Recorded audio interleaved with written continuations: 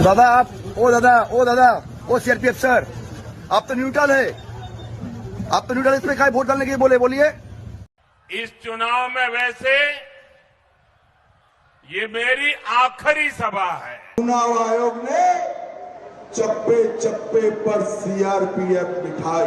दोस्तों बहुत बहुत स्वागत करता हूं आप सभी का। देश के प्रधानमंत्री कहाँ हैं? बंगाल में। देश के गृह मंत्री बंगाल में। देश के विदेश मंत्री बंगाल में। देश के शिक्षा मंत्री बंगाल में।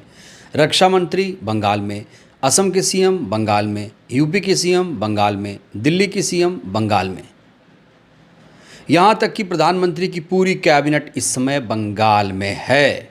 उधर हमारे ही देश के एक अहम राज्य मणिपुर में कई दिनों से हिंसा हो रही है। झुलस रहा है वो राज्य, लेकिन इनमें से वहाँ कोई नहीं गया। मणिपुर में जो फोर्स यहाँ पे लाया है ना, लाखों खाली एयरफोर्स का प्लेन नहीं है और शिप का वो नहीं आया, बाकी तो सब आ गया। तो मणिपुर में जाइए ना, वहाँ पे खत्म करिए, उसको बंद करिए। औरत को नंगा करके रास्ता में घुमा रहा है, ये क्या बात हुआ? हाँ, प्राइम मिनिस्टर कहाँ गया है? प्राइम मिनिस्टर क्यों नहीं बोले? यहाँ पे आके 7 दिन 10 दिन बैठा हुआ है, शर्म आना चाहिए। बंगाल में एक महिला को हराने के लिए भारतीय जनता पार्टी ने साम दाम दंड भेद की पूरी नीति अपना ली है, लेकिन इस बीच गृह मंत्री शाह बुरी तरीके से फंस गए हैं। उनका एक बयान उनके लिए अब मुसीबत का सबब बन गया है। दोस्तों आपको बता दें, 5 राज्यों के नतीजे 4 मई को आने वाले हैं, लेकिन बंगाल को लेकर प्रधानमंत्री ये दावा कर रहे हैं कि जब बंगाल में शपथ ली जाएगी तो मैं वहाँ मौजूद रहूँगा। क्या कुछ कहा है उन्होंने, मैं आपको दिखाऊंगा। ये भी दिखाऊंगा कि जिन सिक्योरिटीज़ को, जिन सुरक्षा बलों को वहाँ तैनात किया गया है, आखिर वो लोग एक पार्टी के लिए प्रचार क्यों कर रहे हैं। आखिर जब वो लोग एक पार्टी के लिए प्रचार करते पाए गए तब क्या हुआ। वहीं बीजेपी का एक उम्मीदवार कैश बांटते हुए पकड़ा गया है। चुनाव से ठीक पहले वोट के लिए कैश बांटते हुए पकड़ा गया।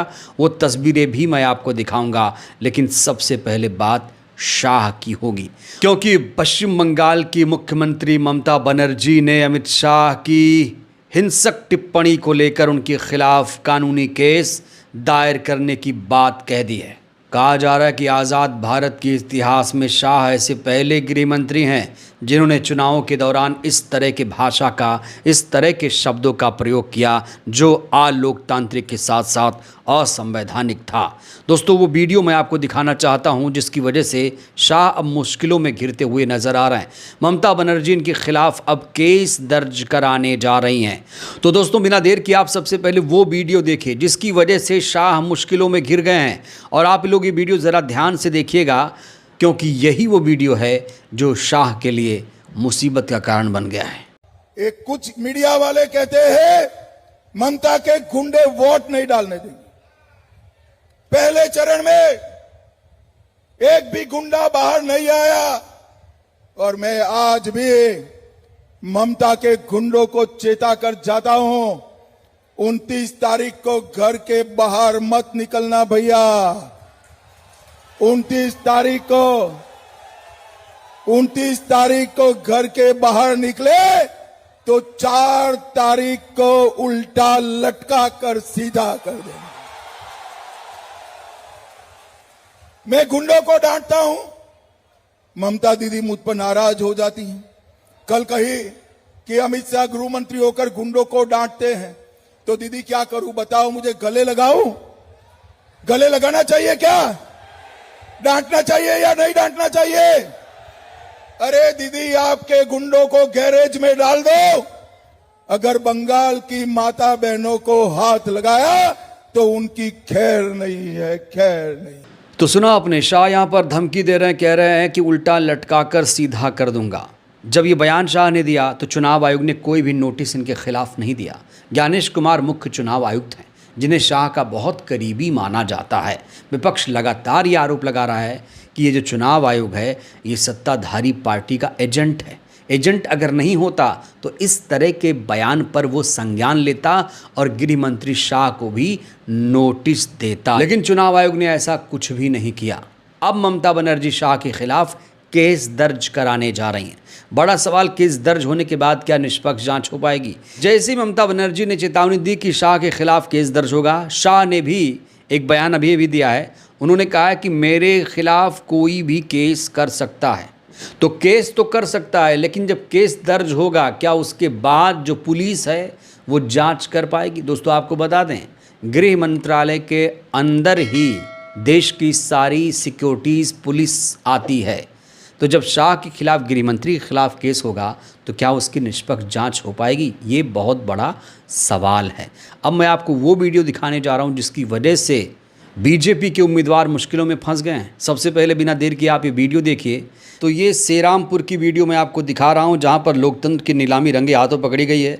बीजेपी उम्मीदवार भास्कर भट्टाचार्य प्रचार खत्म होने के बाद कैश बांटते हुए पकड़े गए हैं। फिर भी बीजेपी खामोश है, चुनाव आयोग गूंगा बैठा हुआ है। बड़ा सवाल, चुनाव हो रहा है या फिर खरीद फरोख्त?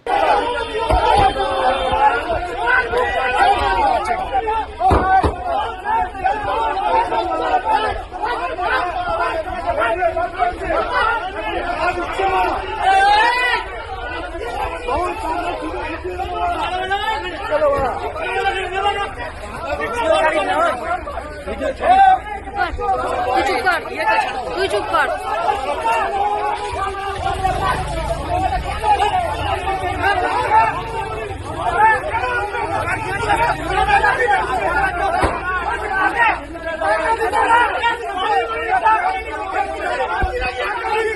क्या सारे नियम कानून कायदे सिर्फ विपक्ष के लिए हैं?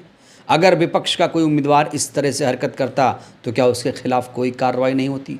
इस बीच जो सिक्योरिटीज़ वहाँ पर डिप्लॉय की गई हैं, पश्चिम बंगाल में जो सुरक्षा एजेंसियाँ लगाई गई हैं, कहा जा रहा है कि 2.5 लाख फोर्सेज वहाँ तैनात की गई हैं। अब जो लोग पश्चिम बंगाल में ड्यूटी पर भेजे गए हैं सिक्योरिटी के लिए, सुरक्षा के लिए, कहा जा रहा है ये जो जवान गए हैं वहाँ पर सिक्योरिटी के लिए, अब वो भी खुलेआम लोगों से बीजेपी को वोट देने के लिए कह रहे हैं। बड़ा सवाल ये है, बंगाल में तैनात सुरक्षा बल क्या बीजेपी के लिए प्रचार कर रहा है?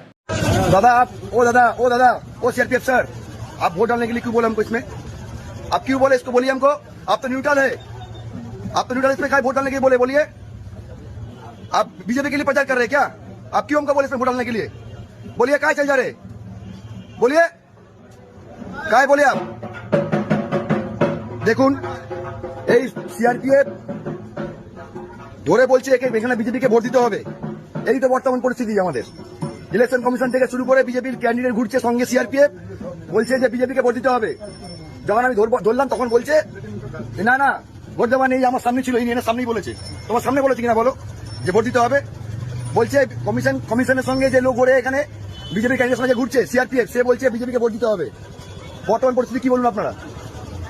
একটা সিআরপিএফ হবে নিউট্রাল, তুমি বলছেন বিজেপিকে ভোট দিতে হবে, তাহলে কি করুন অবস্থা বলুন বিজেপি? सीआरपीएफ। तो ये जो सिक्योरिटी तैनात की गई है पश्चिम बंगाल में, कहा जा रहा है कि ऐसा कभी नहीं हुआ, भारतीय इतिहास में ऐसा कभी नहीं हुआ कि विधानसभा के चुनाव में एक राज्य में इतनी ज़्यादा सिक्योरिटी डिप्लॉय की जाए।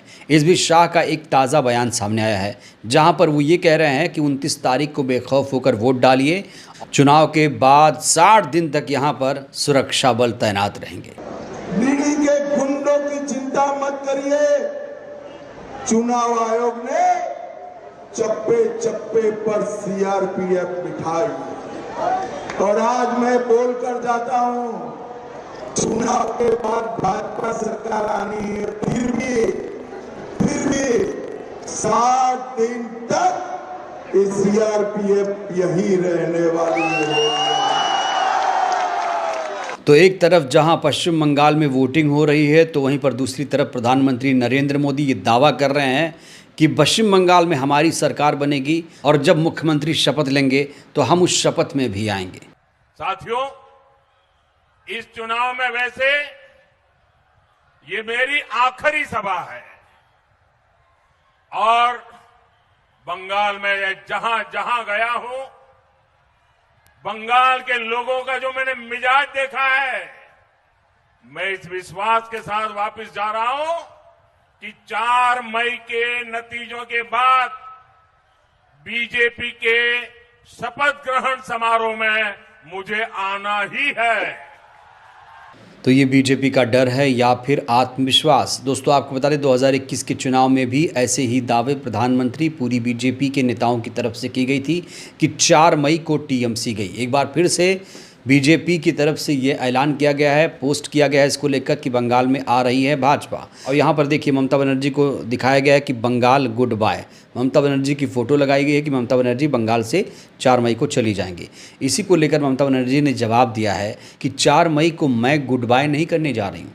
अगर बीजेपी 4 मई को आ गई तो वो गुड बाय क्या क्या करेगी?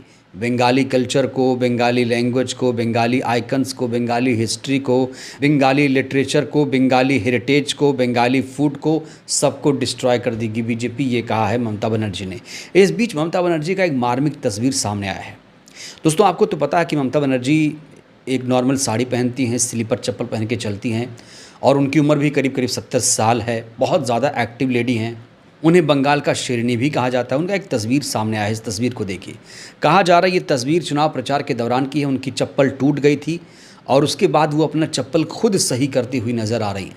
यहाँ पे ममता बनर्जी की सादगी दोस्तों देखते हुए बन रही है और कहा जा रहा है कि नेता हो तो ऐसा जो ज़मीन से जुड़ा हुआ हो। बहरहाल दोस्तों इस वीडियो में इतना ही। क्या लगता है बंगाल में इस बार कौन जीतेगा? और बीजेपी के बंगाल जीतने का एक कारण, एक ठोस कारण बताइए। बीजेपी कह रही कि बंगाल जीतेगी, आप लोग एक कारण बताइए बीजेपी क्यों जीतनी चाहिए बंगाल में? राय दीजिएगा। धन्यवाद।